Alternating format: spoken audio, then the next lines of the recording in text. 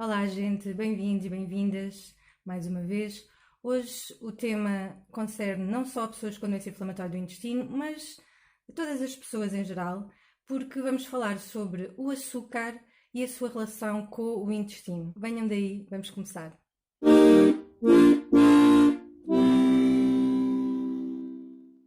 Quando falamos de açúcar, sabemos que há vários tipos de açúcar. Açúcares naturais, ou seja, produzidos naturalmente pela natureza no nosso planeta. Sucrose, a frutose, a maltose, a lactose e o amido, estes açúcares produzidos artificialmente em laboratório, os açúcares chamados adoçantes, os edulcorantes, que são açúcares sintéticos, que não estão presentes na natureza. Não vamos focar-nos muito sobre as tipologias de açúcar, a parte dos malefícios é mais ou menos o mesmo. Quando nós olhamos para o rótulo de um alimento já feito e vemos os seus ingredientes, muitas vezes vemos lá açúcar, é o que se chama os açúcares adicionados. Portanto, é o açúcar que não está presente naturalmente naquele alimento, até porque muitas vezes aquele alimento não é natural, mas que é adicionado no processo de produção. Os açúcares adicionados não são os açúcares naturais. E nem vou falar dos edulcorantes, porque os edulcorantes são, então, dos piores tipos de açúcar, são bem piores do que os açúcares adicionados. Os açúcares que nós chamamos de açúcares naturais são aqueles que estão presentes naturalmente nas plantas. Mas a forma como consumimos esse açúcar natural pode ser saudável ou não. Por exemplo, se consumirmos a frutose através de uma melancia ou através de uma abóbora, tudo bem, o nosso corpo consegue digerir bem aquilo. Agora, se consumirmos a frutose sob a forma de pó, que é comprado nas lojas, aí já não é grande coisa. Porque este açúcar, apesar de ser natural, foi extraído e foi refinado, já está processado. Quando falamos de açúcar, na maior parte das vezes estamos a falar daquele açúcar que vem em grãos, que normalmente é branco, portanto é o açúcar refinado, mas também pode ser amarelo ou mascavado. Mas não pensem que por ser amarelo ou mascavado é mais saudável do que o branco. É mais ou menos a mesma coisa, ok? Porque o problema desse açúcar é que ele é extraído da planta. E isso significa que nós vamos ingeri-lo isoladamente, sem as proteínas, as fibras, os antioxidantes que estariam presentes na planta, no vegetal, se consumíssemos tudo junto. E esses nutrientes são protetores de alguma forma dos malefícios do açúcar isolado.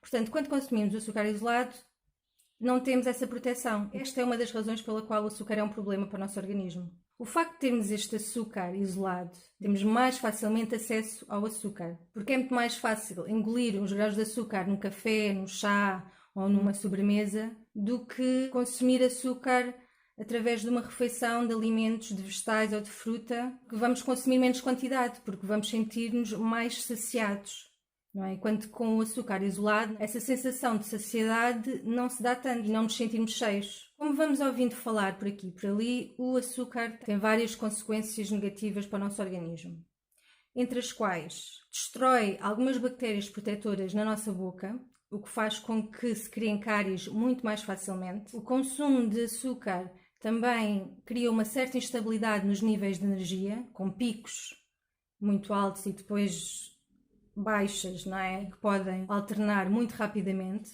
Uma instabilidade emocional, uma diminuição de certas funções cognitivas, como a atenção, a concentração, uma alteração nos ciclos do sono, que pode provocar insónias, um aumento abrupto dos níveis de insulina, que faz com que se possa criar ao longo do tempo uma resistência à insulina e que vai dar à diabetes, e uma alteração da flora intestinal. E há que perceber que o açúcar é altamente aditivo, porque ele adiciona o sistema de recompensas do cérebro. Tal como o tabaco e o álcool e outras drogas, o açúcar faz disparar os níveis de dopamina no nosso cérebro, o que nos causa uma grande sensação de prazer e bem-estar.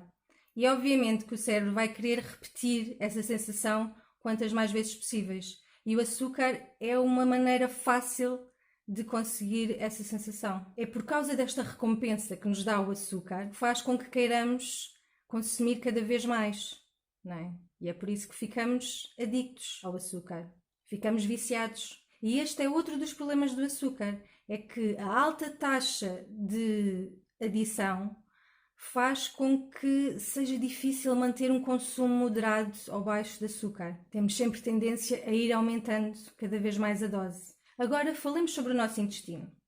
Então, sabemos que temos trilhões de bactérias e micro-organismos a viver dentro de nós chamamos de microbiotia intestinal ou flora intestinal. É um termo um bocadinho mais em desuso, mas no senso comum é aquele que se calhar conhecemos melhor.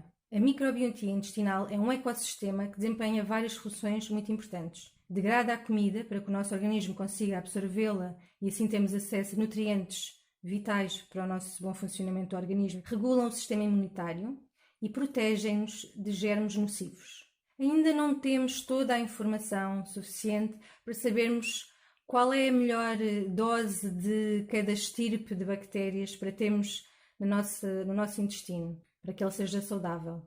Mas o que sabemos é que é muito importante que haja uma grande variedade de bactérias.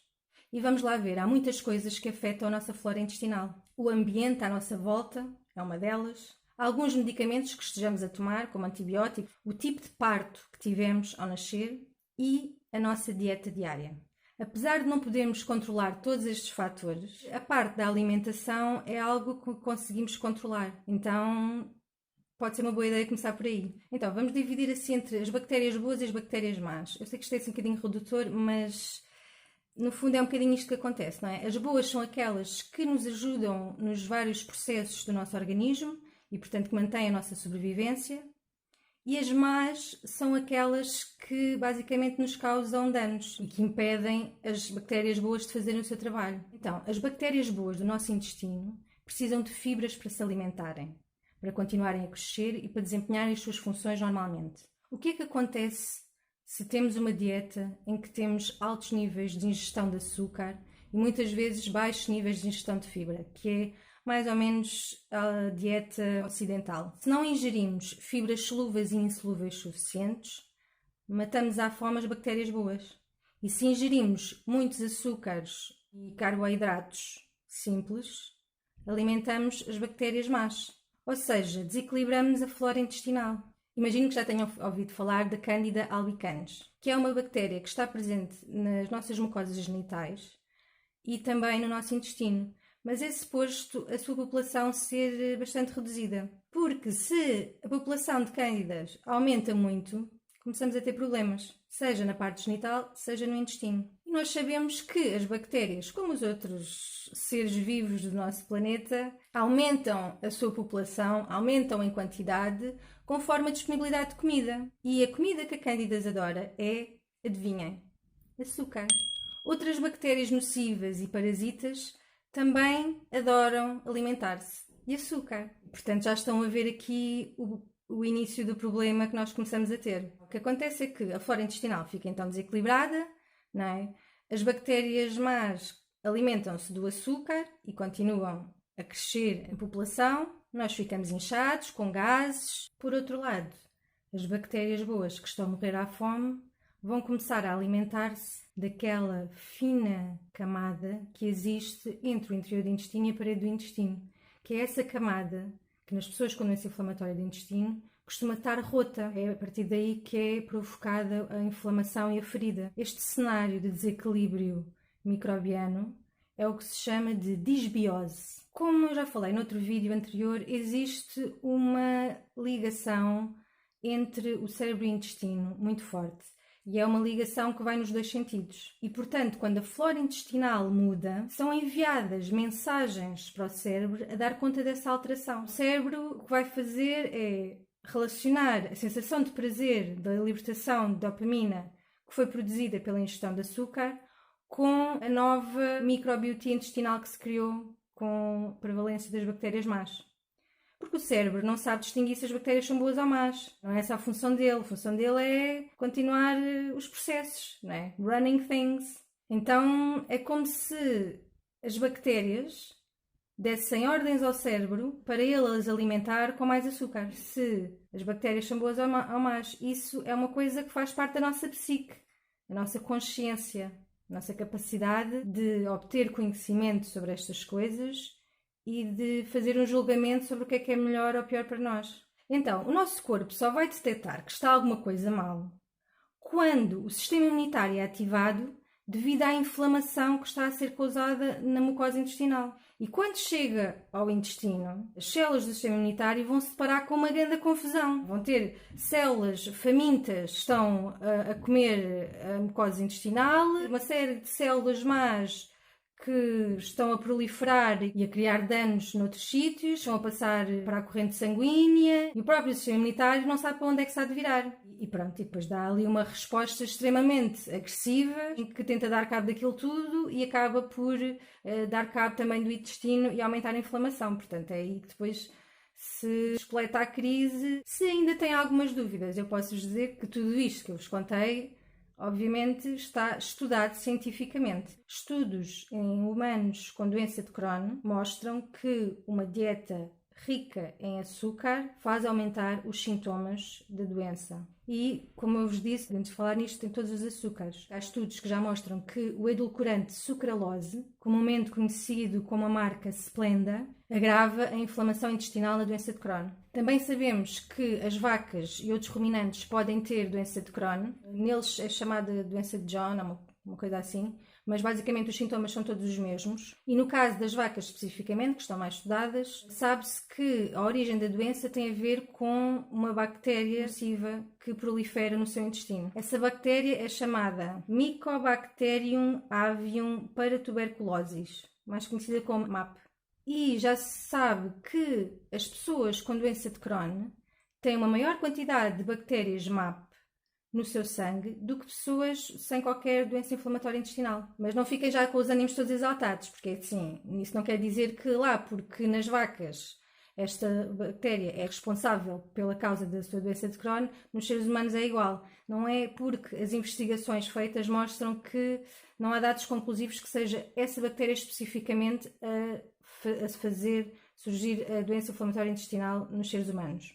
Mas pode ser uma via de investigação importante em termos da relação com essa bactéria e com outro tipo de bactérias nocivas. Há vários outros estudos que mostram que as pessoas com doença inflamatória do intestino têm uma maior concentração de bactérias no seu intestino ou no sangue, de E. coli, Helicobacter pylori, várias eubactérias e